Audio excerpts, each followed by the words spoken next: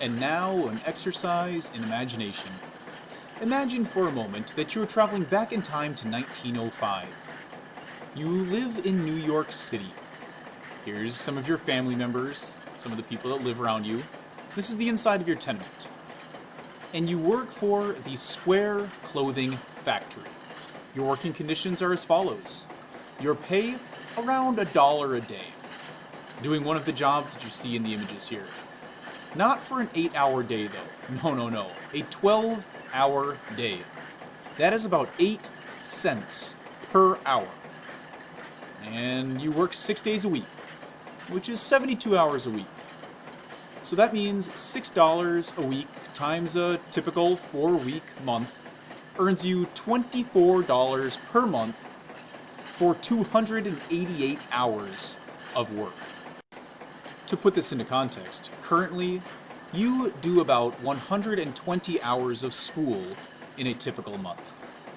288 hours earns you $24 a month. And when you work at this factory, there are some fees just to be able to work here. For instance, the amount of thread that you use is going to be deducted from your pay.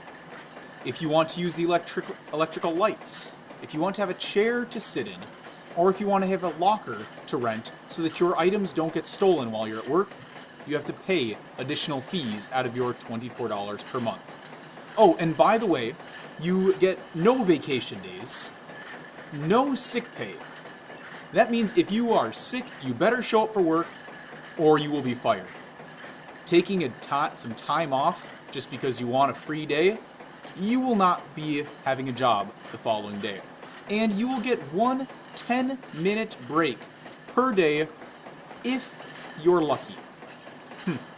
Oh, and also you are subjected to dangerous conditions. Extremely dangerous conditions. The type of conditions where you might lose a finger, a hand, a toe, a foot, a leg, an arm, or your life. In fact, around the year 1900, there were between 25,000 and 35,000 deaths and 1 million injuries per year on industrial jobs. 25,000 to 35,000 deaths per year in industrial jobs. And hey, you might think, well, I'm going to sue my employer. It's their fault I got injured while I was at work. Good luck. You actually need to prove that it wasn't your fault. Because that is what they will claim, is that it is your fault. Are you angry yet? Does this bother you that these are the working conditions and the life that you would have to have? What are you going to do about it? Think about it for a moment.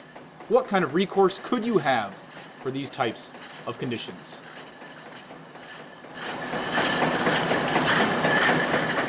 You've probably thought of all kinds of things, maybe even some violent things, maybe some aggressive things. One option is to join a union. Now, union is the act of joining or being joined. We are talking about a labor union. And labor unions began to rise around this time period in the United States. A labor union is an organization that brings together workers in the same trade or job. For instance, if you're working in a textile factory, it would bring together people working in textiles. And their goal was to fight for better working conditions and for better wages. Now, will they always win those fights? No, they will not. But it is possible that by working together, you can have better working conditions or wages.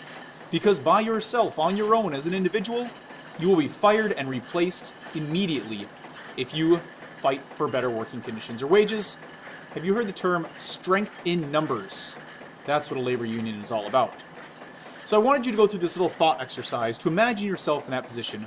And now you're going to do a short reading from the textbook called Labor Unions. There is an audio version if you click on that link in the textbook audio, or in the textbook link. You could listen to this being read out loud.